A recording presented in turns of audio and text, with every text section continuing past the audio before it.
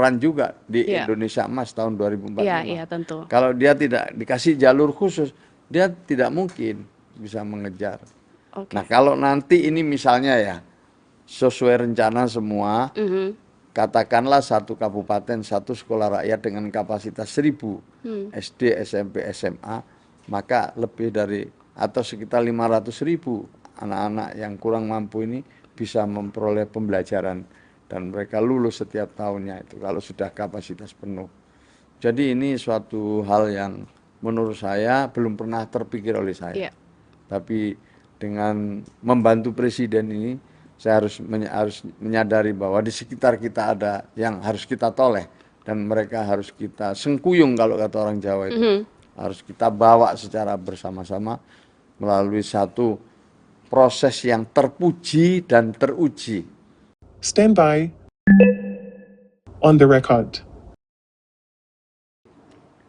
Halo Sobat Antara, ketemu lagi bersama saya Suwanti dalam program Podcast Antara on the Record. Kali ini kita akan membahas satu program baru yang digagas oleh pemerintahan Presiden Prabowo Subianto yang tujuannya adalah untuk memutus mata rantai kemiskinan gitu ya melalui pendidikan. Namanya adalah Sekolah Rakyat. Dan untuk itu kita akan ngobrol lebih banyak bersama narasumber kita kali ini. Ada Menteri Sosial RI, Bapak Saifullah Yusuf, atau biasa kita kenal sebagai Gus Ipul. Assalamualaikum Gus. Waalaikumsalam, Mbak Bagaimana Suwanti. kabarnya Gus, sehat? Alhamdulillah baik. Baik ya, pasti ini di tengah hektiknya begitu persiapan dari Sekolah Rakyat Gus. Ya, Dan kalau bicara persiapan, ini kan tanggal 14 Juli ya Gus, 2025 insya akan Allah. dilaksanakan gitu ya. Sejauh ini persiapannya seperti apa, sudah rampung kah Gus? Ya tentu ini kita mulai dari perencanaan dan juga pelaksanaan secara bertahap. Iya. Tahap demi tahap kita lalui sesuai arahan presiden, karena ide ini memang idenya presiden, gagasan presiden, dan sekaligus juga program presiden. Maka kami bersama tim berusaha untuk menerjemahkan apa yang telah menjadi gagasan presiden tersebut. Dari tahapan-tahapan itu kita memang untuk 100 titik yang pertama sudah masuk tahap finalisasi. 100 pertama itu adalah sekolah rintisan sekolah rakyat. Oke. Ya, sekolah rintisan berada di 100 titik, tersebar seluruh Indonesia, mulai dari Sabang sampai Merauke, dan yang berikutnya kemudian insya Allah mulai dari kepala sekolahnya, gurunya, tenaga kependidikannya, dan juga paling penting adalah sarana prasarananya sudah siap untuk nanti dimulai pembelajaran pada tanggal 14 Juli. Oke. Sementara itu 100 titik berikutnya sebagai bagian dari upaya kami untuk memperluas siswa yang bisa ikut dalam sekolah rintisan ini, sesuai arahan presiden kita bekerja sama dengan Kemenaker, Kementerian Tenaga Kerja, Oke. untuk memanfaatkan gedung-gedung BLK Ya. dan sekaligus ditambah usulan dari daerah yang insya Allah nanti itu juga tersebar di seluruh Indonesia dan akan menampung sekitar 10.000 lebih siswa. Kalau yang 100 titik pertama menampung lebih dari 9.700 siswa. Hampir 10.000 Maka gitu ya itu Gus kita ya. perkirakan dua-duanya nanti 20.000 Ya. siswa untuk tahun ini dengan 3.000 lebih guru dan juga ada sekitar 7.000 tenaga kependidikan. Oke, 100 titik di seluruh Indonesia ini Gus. Apakah ada daerah atau titik yang jadi prioritas untuk program ini Gus? Ya pada dasarnya nanti akhirnya itu setiap kabupaten satu sekolah rakyat minimal itu. Oke. Minimal yang diharapkan ya, yang diharapkan oleh presiden itu paling enggak satu daerah atau satu kabupaten Iya. kota satu sekolah rakyat. Untuk yang rintisan ada kriteria tertentu nggak? Kenapa ditempatkan sebagai titik Iya. awal gitu Gus ya? Yang pertama menyesuaikan gedungnya. Oke. Pertama menggunakan sentra-sentra milik Kementerian Sosial. Ada di 31 titik. Lalu juga menggunakan usulan dari gedung-gedung milik pemerintah daerah. Umumnya balai latihan itu. Atau juga gedung-gedung bekas sekolah yang tidak ada tindak lanjut setelah dibangun. Ada beberapa titik lagi yang lain yang menggunakan usulan dari pemerintah provinsi dan ada dari kementerian lain juga. Jadi pada dasarnya menyesuaikan dengan kelayakan dari gedung yang bisa dijadikan rintisan sekolah rakyat. Oke. Karena gedung yang memang nanti digunakan untuk sekolah rakyat itu dibangun dengan kapasitas 1.000 siswa jenjang SD, SMP, dan SMA, di mana Bapak Presiden sudah memberikan dukungan untuk bisa membangun 100 titik di tahun ini untuk yang sekolah permanennya. Nah sekarang ini berada di gedung-gedung yang sementara. Nah nanti kalau siswanya sudah pindah gimana? Kalau nanti siswanya sudah pindah, gedung-gedung yang habis direnovasi untuk sekolah rakyat itu akan dimanfaatkan sesuai peruntukannya. Bisa jadi rumah singgah mungkin kalau itu milik kabupaten kota, atau juga untuk kegiatan-kegiatan lain sesuai dengan fungsi masing-masing. Oke, sekolah rakyat ini adalah gagasan dari Presiden Prabowo Subianto. Kemudian Kementerian Sosial yang menjadi pengelola program ini gitu ya Gus. Tapi ini kan adalah kerja dari lintas sektor, begitu Gus. Sejauh ini tanggapan dari sektor terkait, kemudian khususnya pemerintah daerah mungkin ya, dalam menanggapi sekolah rakyat seperti apa sih Gus? Sampai hari ini antusias ya. Pemerintah daerah, bupati, wali kota, dan gubernur antusias mengusulkan, dan bahkan usulannya itu ada yang 2, ada yang 3 gitu. Tetapi prosesnya begini Mbak, daerah bisa mengusulkan atau kementerian lembaga yang lain boleh mengusulkan, tetapi kelayakannya itu nanti akan ditentukan oleh Kementerian PU. Setelah Kementerian PU menyatakan layak untuk digunakan sekolah rintisan, maka dimulailah rekrutmen guru, rekrutmen siswa, dan juga rekrutmen tenaga kependidikan secara simultan. Nah untuk kurikulum itu juga sudah disiapkan oleh Kementerian Pendidikan Dasar Menengah. Apakah kurikulumnya ini memang secara khusus begitu Gus? Ya memang ada kurikulum khusus, tetapi secara garis besar kira-kira ada 3 lah ya. Pertama itu masa orientasi, kurikulum masa orientasi pengenalan. Yang kedua itu adalah sekolah formal gitu sama dengan yang lain. Baru yang ketiga ada pendidikan karakter. Jadi kalau pagi sekolah formal, nanti tambah ekstrakurikuler dan juga pendidikan-pendidikan keterampilan yang dibutuhkan oleh siswa. Malamnya itu pendidikan karakter. Jadi juga ada pendidikan agama sesuai dengan agama masing-masing gitu. Yang Islam ya nanti dibimbing oleh guru agama Islam, yang non-muslim akan dibimbing oleh guru non-muslim. Oh oke. Apakah ini yang menjadi pembeda Gus? Karena kalau misalnya ada tanggapan begitu dari masyarakat, mereka merespon bahwa apa yang akan membedakan dari sekolah reguler atau sekolah pada umumnya, khususnya kita kan sudah punya jalur afirmasi misalnya begitu ya, untuk siswa yang disabilitas dan juga dari keluarga tidak mampu begitu Gus. Seperti apa nih akan membedakan? Nah ini yang istimewa sebenarnya ya dari Bapak Presiden ini, kita diajak menoleh ke keluarga-keluarga yang selama ini belum terbawa oleh proses pembangunan. Mereka belum bisa ikut proses-proses yang sudah ada. Mereka, ya keluarga, mereka sekolah tapi potensial putus sekolah. Mereka atau tidak melanjutkan sekolah. Itu datanya ada, ya. Kemudian bisa ditelusuri. Yang kedua, memang ini pendekatannya adalah pendekatannya yang kategori miskin atau miskin ekstrim dari keluarga yang tidak mampu yang ada di data tunggal sosial ekonomi nasional. Jadi ini penting untuk diketahui oleh masyarakat. Dan ini tidak ada tes akademik. Nah, jadi itu juga langsung boleh silakan. Selama mereka berada di desil 1 istilahnya, desil 1 itu 10% penduduk paling bawah, ya, kemudian disurvei ke rumahnya memang benar-benar tidak mampu, ya, setelah melalui proses administrasi lolos, baru kemudian ada proses selanjutnya cek kesehatan. Kenapa? Karena ini adalah sekolah berasrama, maka harus kita pastikan anak-anak yang sekolah di sini mereka benar-benar sehat, tidak memiliki penyakit menular. Kalau toh mohon maaf misalnya ditemukan ada yang memiliki penyakit menular gimana? Kita sembuhkan. Kita tunggu sampai dia sembuh.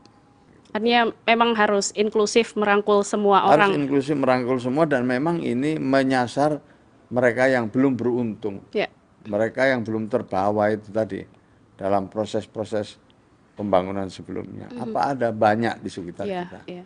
Kita temukan banyak sekali keluarga-keluarga yang dengan penghasilan di bawah 1 juta, sementara tanggungannya 5-6 orang gitu.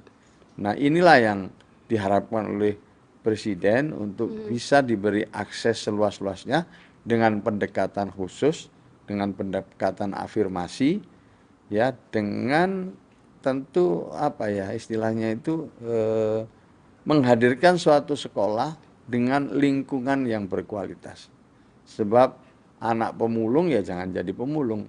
Nah, biasanya anak pemulung itu ya mohon maaf tidak didukung lingkungan yang Iya, berkualitas iya. untuk mendukung proses belajar mengajar mereka. Maka itu kemudian sekolah ini adalah sekolah berasrama. Oh, oke. Jadi itu adalah alasan untuk membuat menciptakan satu lingkungan yang baru yang memang mendukung untuk pembelajaran para siswanya, Gus ya, berarti. Kalau saya menerjemahkan itu kira-kira ini upaya Presiden ya untuk memuliakan keluarga miskin. Ini upaya Presiden untuk memuliakan keluarga miskin. Karena mereka harus dimuliakan supaya mereka nanti bisa berperan juga di Iya. Indonesia Emas tahun 2045. Iya, iya, tentu. Kalau dia tidak dikasih jalur khusus, dia tidak mungkin bisa mengejar.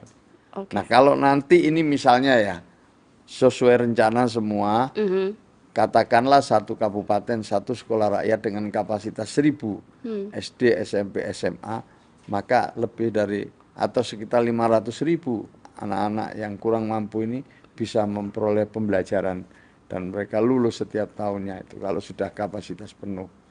Jadi ini suatu hal yang menurut saya belum pernah terpikir oleh saya. Iya. Tapi dengan membantu Presiden ini saya harus menyadari bahwa di sekitar kita ada yang harus kita toleh dan mereka harus kita sengkuyung kalau kata orang Jawa itu. Harus kita bawa secara bersama-sama melalui satu proses yang terpuji dan teruji untuk memutus mata rantai kemiskinan, yaitu pendidikan. Oke. Data menunjukkan 64% lebih keluarga miskin itu anaknya tetap miskin. 64%.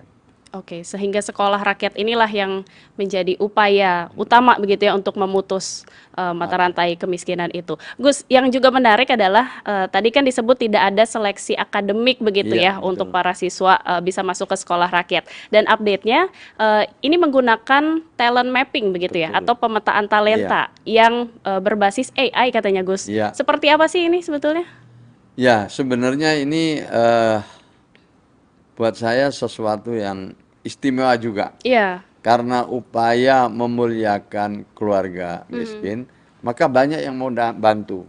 Banyak yang mau bantu. Pertama ya, misalnya Pak Profesor Muhammad Nuh. Iya. Saya minta untuk menjadi ketua tim ahli di sini. Mhm.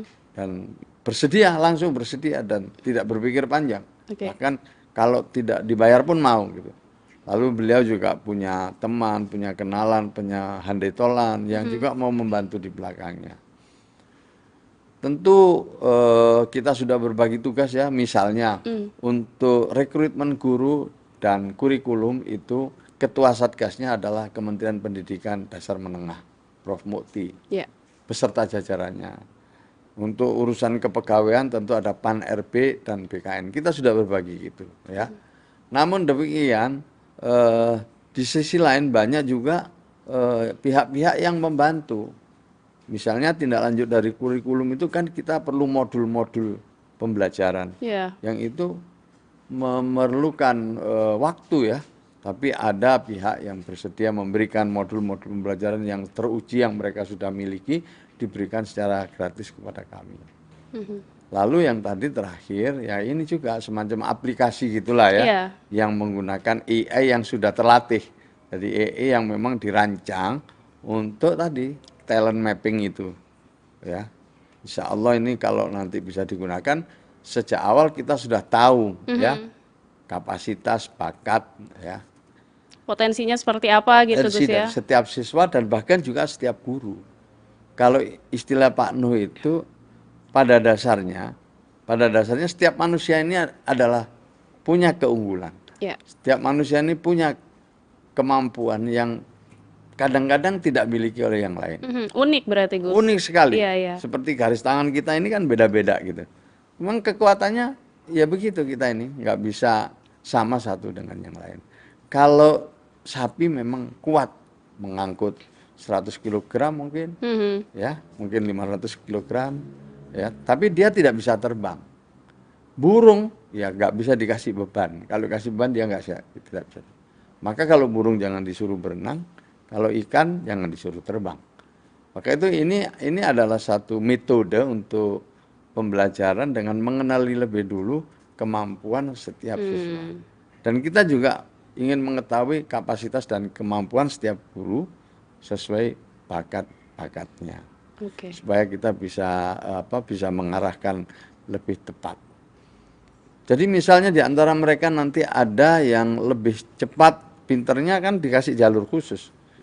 Yang ada yang orang itu mungkin kekuatannya tidak di pada akademik misalnya akademik, mungkin ada yang lain ya. Yang lainnya ini yang diperkuat. Gitu. Ini model-model begitulah pembelajarannya nanti yang terus ini kita matangkan.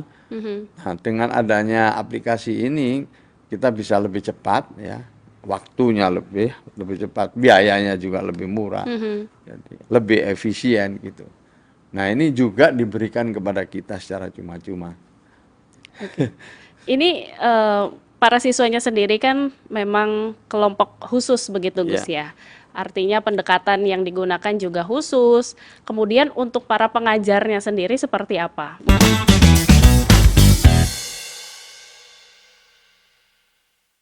Menyajikan berita seputar Nusantara, dari politik, kriminal, hingga budaya. TNI Angkatan Laut terus berupaya membongkar pagar laut yang berada terhadap seorang anak berusia 14 tahun. Mengadakan pertemuan dengan utusan khusus Presiden bidang. Saksikan Beranda Nusantara Senin sampai Sabtu pukul 11 WITA hanya di Jawa Pos TV Bali. Nikmati kumpulan lagu-lagu terbaik dari para musisi ternama Bali dengan alunan melodi yang khas, lirik yang menyentuh hati, dan visual yang memukau. Umpam yang tiang dadik kembali baliku.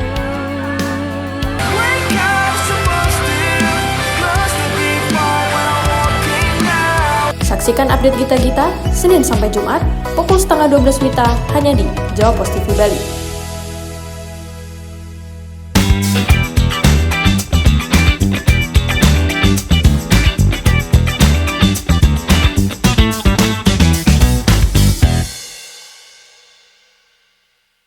Mungkin kalau memang ada talent mapping juga Gus?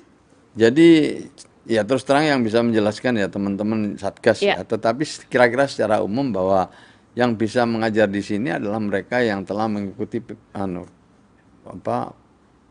pendidikan profesi guru atau PPG itu. Dan mungkin juga mereka sudah bagian dari P3K atau belum penempatan gitu. Tetapi tetap melalui tes sesuai dengan kebutuhan sekolah rakyat. Dan proses itu dilewati.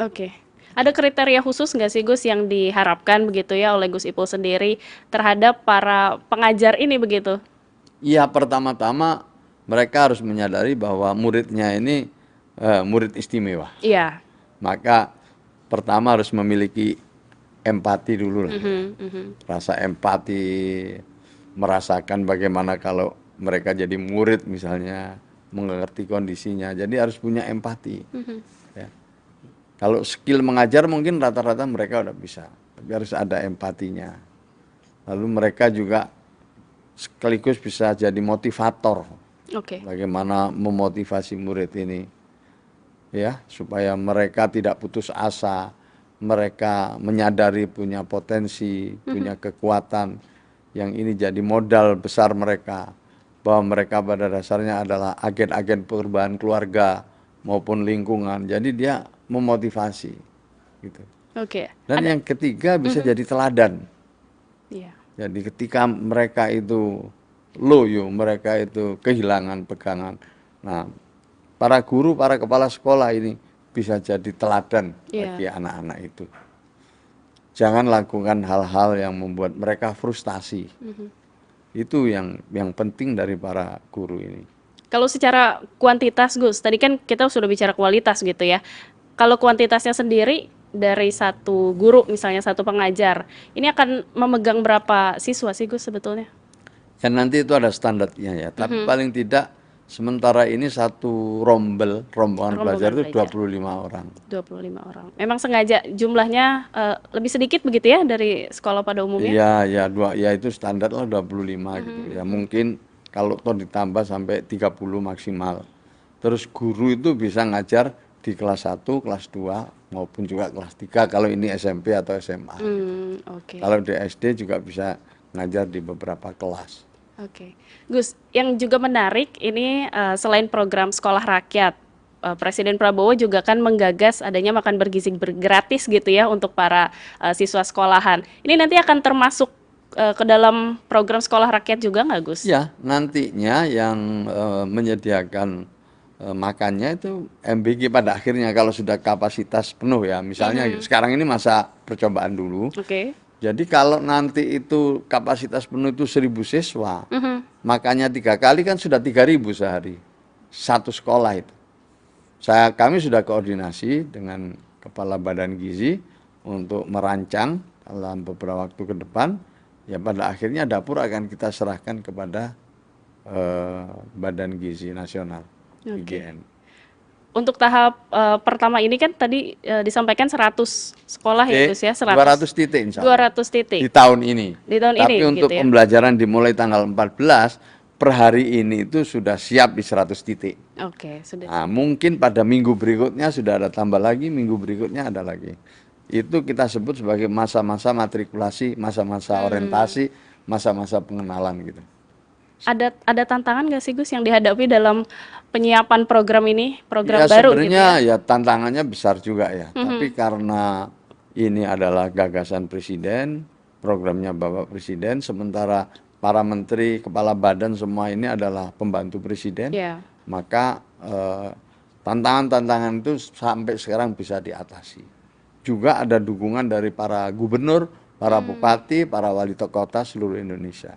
Jadi luar biasa karena begitu banyak yang terlibat sehingga kesulitan-kesulitan yang ada itu bisa kita atasi. Misalnya untuk memilih titik itu aja juga ada hal yang perlu berulang-ulang, tidak sekali gitu. Iya, iya. Kemudian juga rekrutmen siswa. Itu kan banyak juga yang kita perlu diskusi dengan orang tuanya, ya. Tapi semakin orang tahu, semakin mengerti tentang sekolah rakyat, semuanya makin berminat gitu.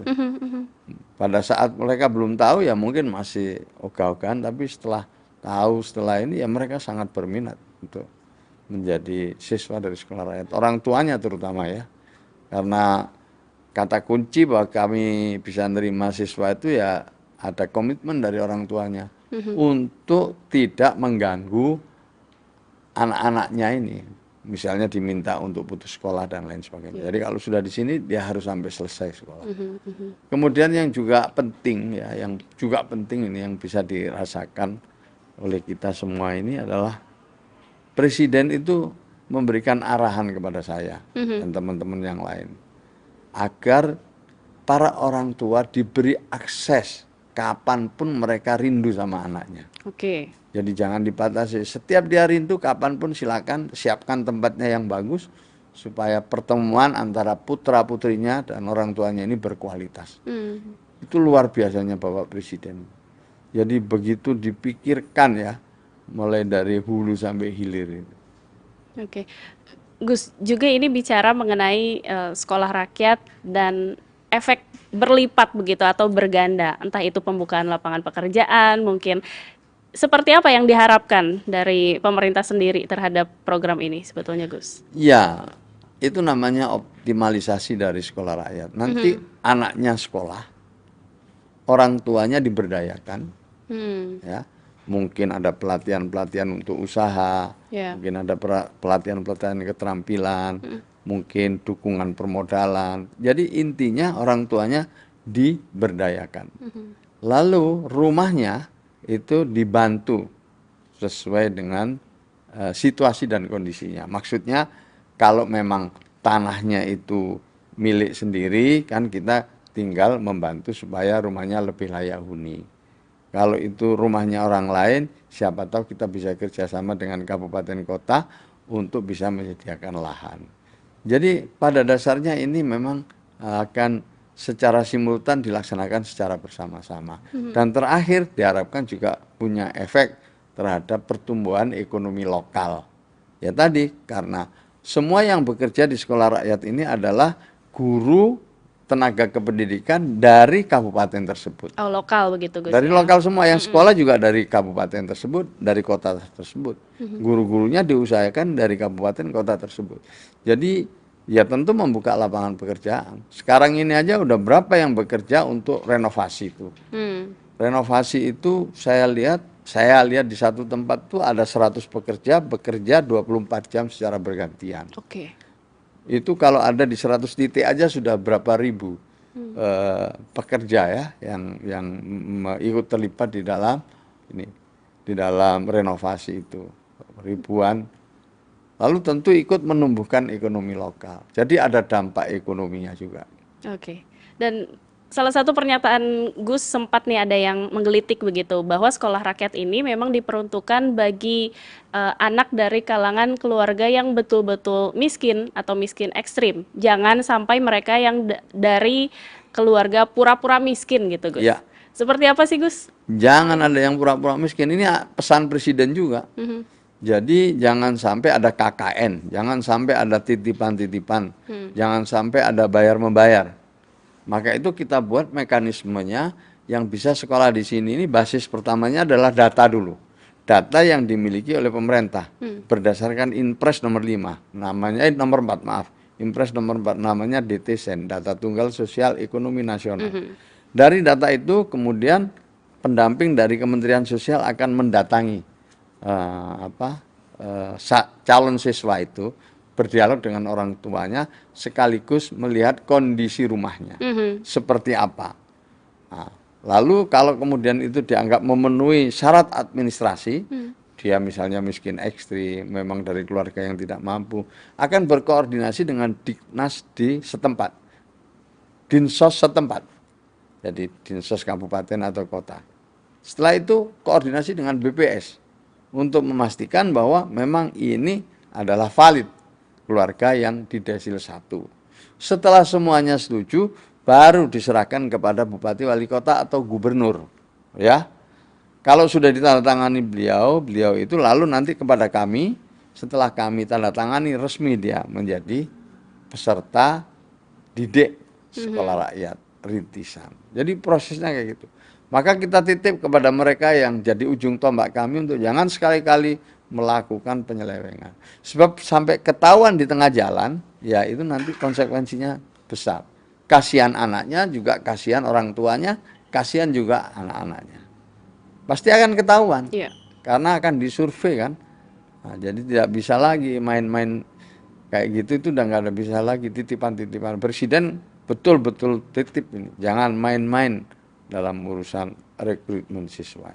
Oke, jadi memang betul-betul siswa yang masuk ke sekolah rakyat adalah mereka yang sudah terverifikasi, begitu ya Gus ya? Iya, dan tidak tidak ditentukan seorang, tapi ini harus musyawarah. Tadi ada dari Kementerian Sosial, ada Diknas, ada Dinsos, dan ada BPS. Setidak-tidaknya itu, serta kepala daerah. Oke. Gus, ini kan tujuannya adalah untuk mencapai generasi Indonesia emas begitu ya, 2045. Artinya mereka yang saat ini jadi generasi sekolah begitu, kemudian di Indonesia emas nanti di 2045 nanti adalah calon pemimpin begitu, kemudian atau juga pengusaha dan lain-lain gitu ya. Terkait dengan hal ini, dari pendidikan saja rasanya masih perlu satu hal untuk bisa menyambungkan begitu ya yang sudah mendapatkan pendidikan ini ke misalnya industri kah begitu atau ke lapangan pekerjaan kah. Hal ini dipikirkan seperti apa sih Gus sebetulnya? Makanya dari awal nanti akan dituntun, akan kelihatan kan kalau sudah kita lihat minat bakatnya dari awal. Ada yang memang mungkin semestinya meneruskan ke kuliah karena dia memiliki kemampuan akademik yang bagus. Jadi ada orang yang memang pintar dan dia harus meneruskan kuliah. Ada yang orang memang cukup sampai SMA aja, tapi dia harus dibekali keterampilan apa yang cocok gitu. Mungkin bisa kerja yang ada di sekitar mereka, atau dia punya kemampuan bahasa yang bagus jadi bisa sekolah atau bisa kerja di luar negeri atau di manapun, dan sekolah akan melengkapi pendidikannya dengan pendidikan keterampilan. Ya. Ya. Oke, artinya memang semacam ada link and match begitu Gus dari Iya. pendidikan dan Ya, pekerjaan maka ya. itu dalam penyusunan kurikulum ini kita melibatkan Kemenaker, kita melibatkan Kementerian Pekerja Migran. Oke. Jadi terlibat di sini. Jadi nanti bisa diarahkan anak-anak itu ada hal-hal yang sesuai dengan kebutuhan pasar. Maka nanti kita lihat lah ya, ini yang SMA, yang SMP, ya dengan teknologi yang kita miliki sementara ini, ya lewat AI yang ada untuk mengetahui lebih detail, lebih dini tentang bakat minat siswa kita. Oke. Terima kasih banyak Gus, dan tentunya apresiasi nih untuk Kemensos yang tidak kenal lelah begitu ya untuk mempersiapkan program ini, dan harapan kita semua pasti bahwa sekolah rakyat akan menjadi sekolah yang inklusif begitu Gus, dan juga tentu saja aman, nyaman, dan menyenangkan bagi seluruh warga sekolah. Dan Sobat Antara, itulah obrolan saya dengan Gus Ipul alias Menteri Sosial Saifullah Yusuf mengenai sekolah rakyat. Jangan lupa untuk menyimak podcast Antara di antaranews.com/video dan YouTube Antara TV Indonesia. Kita akan ketemu lagi di episode podcast Antara berikutnya. Sampai jumpa.